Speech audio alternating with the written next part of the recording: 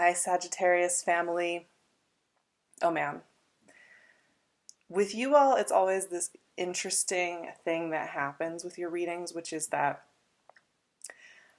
I have this whole plan.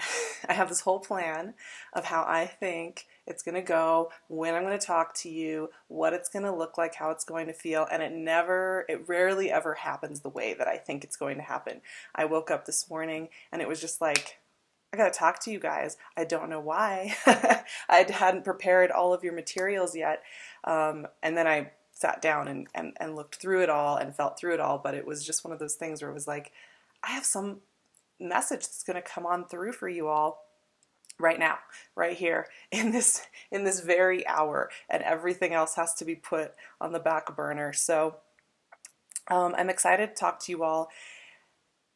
You guys and your process has been fascinating to watch. I mean, I'm a part of it in the sense that I have that Sag rising. But I think, you Sag suns and Sag moons feel this a little differently. I've been watching and paying attention to all the Sages around me, well, for my whole life. But the last 6 months has been really interesting for you guys. It's been this kind of revision and remembrance and revitalization process where there has been some things you've committed very deeply to, other things that you thought you were going to commit to, you've pulled back from.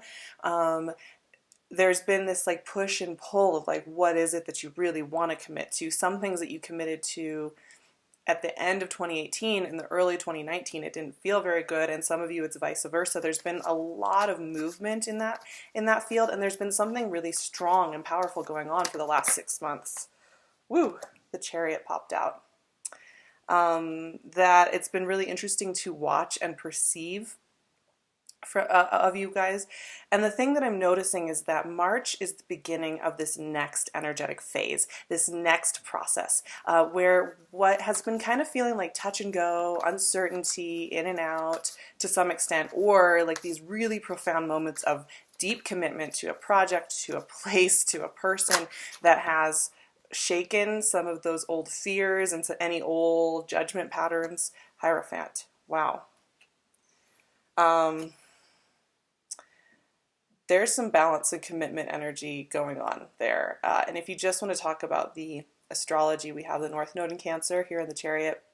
Uranus is moving into Taurus, represented by the Hierophant here on the 6th of this month. And that Uranus transit, it's going to be with us until 2026.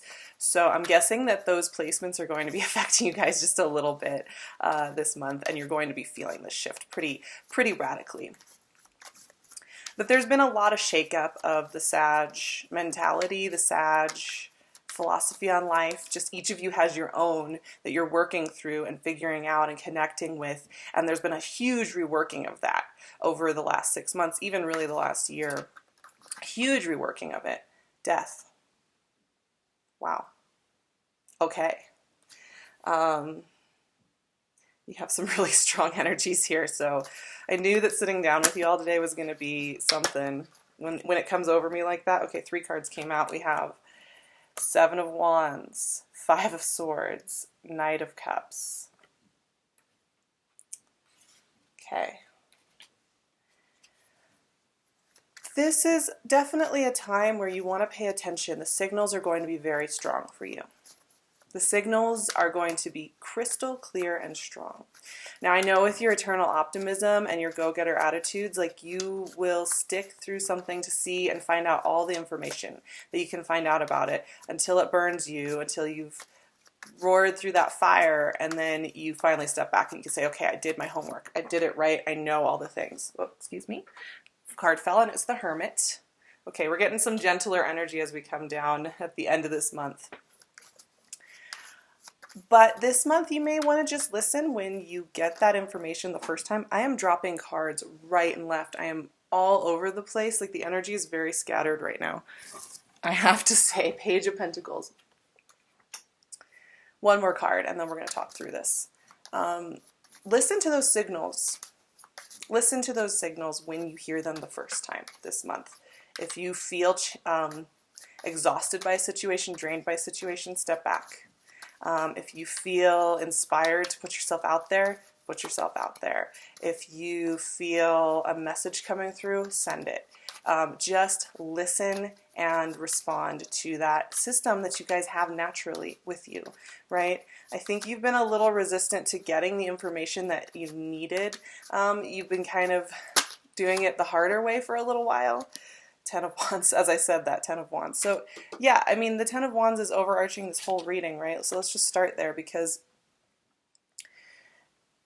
this is doing it the hard way, right? This is feeling like you have to collect all the information, you have to do it thoroughly, you have to carry this burden on your shoulder. I mean, even more deeply, it's a judgment of our past ways of doing things. And I'm not telling you to judge yourself when it comes to how you are moving through the world or how you've done things over the last 6 months or throughout your life. I'm not telling you to judge any of it. In fact, what I want you to do is just wipe the slate clean a little bit here. Put down this burden. Anything that's maybe been haunting you for the last 6 months, anything that's been worrying you or stressing you for the last 6 months, put it down. The 10 of Wands is always a herald and a message for us to release heaviness. Now, the astrology is really interesting this month because, so we have the Uranus going into Taurus transit. For you, especially if you're a Sag rising, this is going to start to hit into your 6th house of how you take care of yourself, your daily routines and habits, how you serve others. There's a lot of powerful energy with Uranus and Taurus. It's this very grounded energy Taurus is, and Uranus there is a little uncomfortable, and we're just getting a sense of this new transit this month. We also have Chiron freshly into Aries, which is highlighting that 5th house heart chakra and how you love, how you give, and how you create, and how you put romance out there in the world. So you will be finding that there's revolution in the way that you give of yourself. Not only that, but Pisces season for Saggies is a really interesting time where you dig deep into that 4th house home and family internalized energy, and you figure out what it is that you want to have there. We have a new moon in Pisces right around the time Uranus goes into Taurus. We also have a full moon at 0 degrees of Libra at the very beginning of Aries season, which that is going to be this amplifier because it's not only we're heading into Aries season, so for fire signs, we're all going to be feeling relief on that, but this 0 degree Libra moon in your 11th house of your friendships and your community and what you want to build is going to be highlighting what you want that to look like. And this moon is happening in the midst of a Mercury retrograde happening in Pisces. Once again, that 4th house internalized energy. Pisces is not always easy energy for Sagittarius. It teaches us a lot, us fire signs, a lot about the way we move through the world, and to pull that judgment off and pull the judgment off of anything that we've held before. Now, so we've talked about this 10 of Wands and how it's holding court over the rest of this reading, quite honestly, because there's some kind of heaviness, some kind of judgment, some kind of way you've seen yourself that you need to release this month in order to move forward. And I don't think it's going to be that hard. I think right now, even as I'm saying that, I know you can pinpoint exactly what those elements or those experiences are that you're needing to shift or that you're needing to release so that you can move through the world more authentically. Now here's what's interesting. So the first 2 cards that came out, these are such powerful balancers, calibrators, and commitment-focused energies. I mean, when you look at these characters, they are looking directly forward, right at you, and they are focused on the future. They are focused on the vision.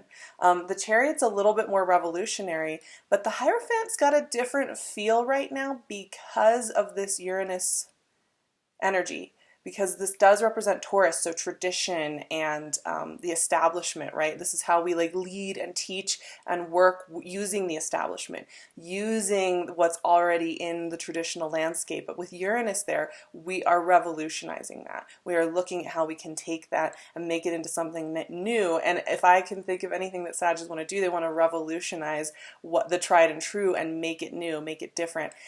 Make the world a different place than it is right now. That's a big part of your mission in this world. It's a big part of how you move through this world. And I think there's been this weird thing where over the last 6 months you've been concerned that maybe you're not doing as much as you should be doing. Maybe you're not making the impact you want to be making. You're making some impact, but maybe you're not doing enough. And this month is really about letting that go, because you are tapping into something really powerful here about the bigger vision, about where you're going next, about what that's going to look like. And I think this is a month of big insights when it comes to that. Now, of course, you could have Cancer or Taurus energy in your life, or Scorpio energy. We haven't even gotten to the death card yet. But these are also about deep commitment, deep showing up to things that matter to you, deep and profound reconnection with the things and the people and the places that matter most. These are deeply connected cards. So what I see there for you is you do have the trusted energies that are coming closer to you, where communication is open. It's helping you see this vision. It's helping you see what to do next. And of course, hold those energies close, those energies that where you feel that you are seen and you are heard and you are understand, hold them close, open yourself up to them, let people see your vulnerable sides. It's such a beautiful part of connection in this life, and that can go for family, friends, any of those people that you really cherish. Now, part of the reason that's going to be really important is we do have the Death and Seven of Wands cards here. And this is these are challengers, right? There's something going on here. What I'm kind of noticing with your reading today is like, you know the path forward, you know what you need to do, you know what you're desiring and what you want, and there's still some resistance to it. Because that Ten of Wands, right? Putting down a burden, putting down a judgment, putting down a narrative, putting it away, just like letting that weight fall off of you so that you can be fully yourself, is a really strong overarching theme that I'm noticing in this reading this month. And so we have the deep connection, and then we have this transformation that is just all around you this month. You know, Pisces energy is very transformative. It's the mutable water. So you're mutable fire in the mutable water, and a Mercury retrograde in mutable water is quite profound. It's having heavy impact on how you're moving through the world. But the Death card is similar to the Ten of Wands, an invitation to shift gears, to change. And what I'm kind of noticing with that is the Seven of Wands is a challenging energy, right? And I think, Sagittarius, you can get into this mode a little bit. Like, you're like, I can handle this.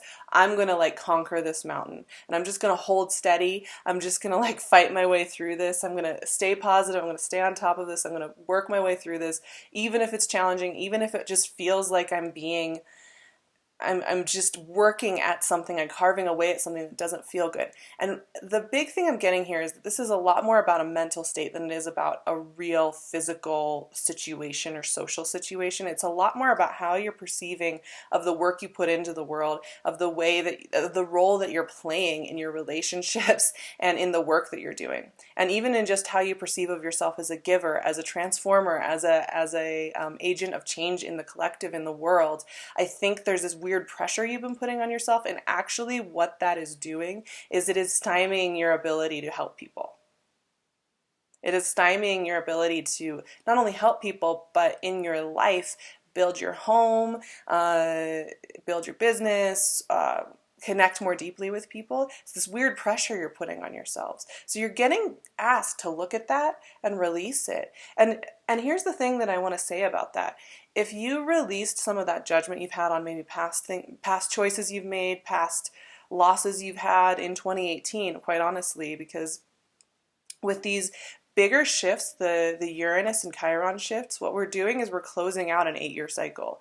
And that cycle came with a lot of deep lessons, and it was topped off really with like the Venus retrograde in the fall and all of that really intense energy. And this is kind of the true closeout as we kind of head into March and April. And so noticing where you are still holding that, it's holding you back from opening up. So as you're kind of checking in, if you took that judgment off, if you took that weight off of yourself, what would be the things you would do? What if there was nothing bad could happen? What would be the actions you would take? How would you move through the world? Who would you call? What would your daily routine look like? And that's that Uranus placement for you as well. And let yourself do it, right? Because like I'm also getting this sense, so these two came out next to each other, right? Seven of Wands, Five of Swords. Very embattled energies, right? One guy is holding his own at the top of the hill. The other guy, we don't know who can trust who. We don't know what the situation is, what the scenario is, who's the good guy, who's the bad guy. We don't have any, and it's this kind of isolated, challenging energy that's coming up. And part of the thing that I'm feeling with you guys is sometimes you feel that you are this person secretly inside. Even though you're so charismatic and you're funny and people love you and want to be around you, I think weirdly enough, you guys have this complex that you are somehow the antagonist in certain situations, or that you're perceived that way. And there's some kind of heaviness with that, some kind of discomfort with that I'm noticing popping up as I'm doing this reading today. Five of Swords, yes, it can be about not trusting somebody around you. Seven of Wands, these can be about having difficult relationships or people that bring this up in a situation, right? It can be about that. It can be about levels of lack of trust and lack of connection, lack of good communication. But a lot of times when Five of Swords comes up, the first thing I think of is lack of self-trust, lack of self-knowing. And it's that feeling that maybe you're getting away with something, maybe somebody else is getting away with something. It's kind of, Five of Swords for me is like that lack of boundaries, whether it's from somebody else or yourself, and not really knowing how to trust it. And I feel like there's something coming up where you don't know which is the real story. Now, here's the deal. You actually do know what the real story is. You actually have that information. You've had it for a while. Look at these next three cards to close out this reading. Knight of Cups, Hermit, Page of Pentacles. These are bright and clear energies. And one thing I'm noticing with your reading today is most of the cards are earth and water energies. Cups and Pentacles and a lot of earthy major arcana. Earthy and watery major arcana. So the transformative process for you is really working very differently than fire. The fire cards that we got were about challenge and putting it down. Put down the challenge, put down the judgment, put down the pushing. And instead, trust into this landscape here. You have the tools. You already know a lot of this information. You already know exactly what it is that you are striving for and who you are becoming. And you know that getting distracted by this antagonist storyline that you're putting in your head and this fear and this worry is just getting in the way. It's like a distraction. It's a way for you to distract yourself from your true calling, from who you're truly becoming. And that message is very clear here in these three cards. The Knight of Cups is very much about love. It's about somebody showing themselves to you or you showing yourself to somebody. It's about really that kind of openness of having a cup and being willing to share it with others. And while I think you guys are actually quite good at that because you're pretty open books, there's always that layer underneath that you do reserve. Fair enough. You're not supposed to give that out willy-nilly, right? But there's a call for you to maybe share some more of that experience. Share. Once again, you started with these two cards right here, right? So these are connection cards. They're connectors. They're deeply connected, bonded energies. And so the Knight of Cups is an invitation for that type of openness, that type of movement through the world. It's steady, it's soft, it's warm. The same thing with the Hermit. The Hermit is a lot about self-trust because while he represents Virgo and our daily routines and how we serve others, he also represents our internal self-examination. He also represents the lantern of our internal knowing and has that as a beacon that goes through the night and through the darkness into the light. And what the Hermit heralds when he shows up in a reading is that you have the answers. You've already had them this whole time. The entire time you've had them, and you've known them probably months ago. And it's okay. Once again, don't judge that because there was a process at work over the last 6 months to get you where you are now. However, there's also just this calling back to you of who you are. So if you can trust into that, you have opportunity coming your way. Page of Pentacles is great heralding, and I think this is something the Sag clan needs really deeply right now. In fact, I think these three last cards are the medicines and the answers that you need quite a bit right now. You need loving support, extended from yourself and received. You need that self-trust, and you need some grounded, hopeful new beginnings. right? Some grounded, hopeful new beginnings. The Page of Pentacles heralds in opportunity, real world opportunity, robust, grounded, whole, real world opportunity. And here he is in the mix. Now, once again, all of this hinges on this 10 of Wands that came out last. We started talking about it first because I think it's so symbolic of the pressure you put on yourselves. And there's just this feeling that you're holding weight, you're holding sorrow, you're from things that have passed already, you know, or things that you feel you should have done better or should have done differently. And somehow it's stopping you from moving through the world in a way that I think you're meant to be moving through it, which is just in this beautiful, revitalized way. So you will be tapping into some of your tenderer sides, my loves. You will be going to some heavier places just a little bit, and only because you have been kind of stopping yourself from fully expressing and fully opening up to the next thing. But I do think beautiful things are afoot here.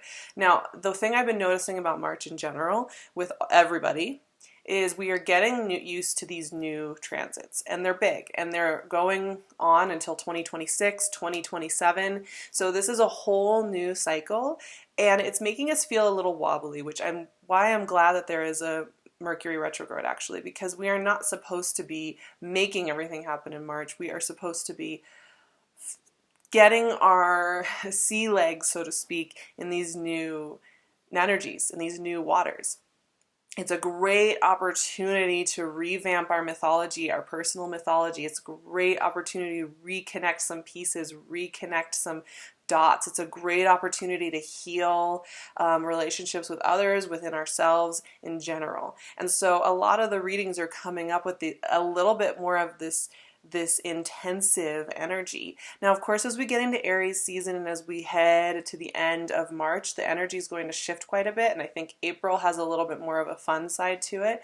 But March is this potent, powerful time, and I really want us all to take it in and enjoy it, because sometimes I think we fight against this idea that these profound morphing energies are somehow like heavy and onerous, but this is kind of where the magic is. So take that into account, my Sag family. I love you guys so much. Speaking of Sages, one of my closest friends is this amazing Sag, and she is such a great holistic business coach. She's very skilled at the whole social media world. She has a lot of experience, and she works with people who maybe want to revamp their look or figure out tool sets and ways to move through the world with their business and who they are and what story they're wanting to tell. So if you're looking for somebody to help you with that, I'm going to leave her info in the description box. You can check her out, Taylor. She's at Untethered Soul on Instagram, and I'll leave all her info in the description box. I'm wearing PinkLune, as always, my other great friend. I love to talk about my friends and the work they do in the world. It makes my heart just open wide, and I feel just so happy to have them in my life and to see them succeed, and that's why I'm sharing them with you. PinkLune is in the description box as well. She's always coming up with new jewelry, so go check her out. Handmade, ethically sourced, one-woman show, amazing. She's giving you 15% off. You can find me at Sarah Verba on Instagram. I just recently shifted my name over to my name. You can also find me at Sarah Verba or SARAHTAROT.com. I will leave all that information in the description box as well. I'm doing private sessions still. You just have to book a few months in advance. I may be opening up a few extra sessions in March and April. So if you want to know about those, what I will be doing is probably announcing those on Instagram. So that's the best place to go follow me if you want some of those last minute spots that I may be opening up. I hope you guys have a beautiful March. I can't wait to share this journey with you all. You guys are so my clan. I feel my best around Sag energy, truly. It just is kind of wild the way that works. And I just appreciate you so much. Have a beautiful March. Take such good care of yourselves, and I'll see you in April.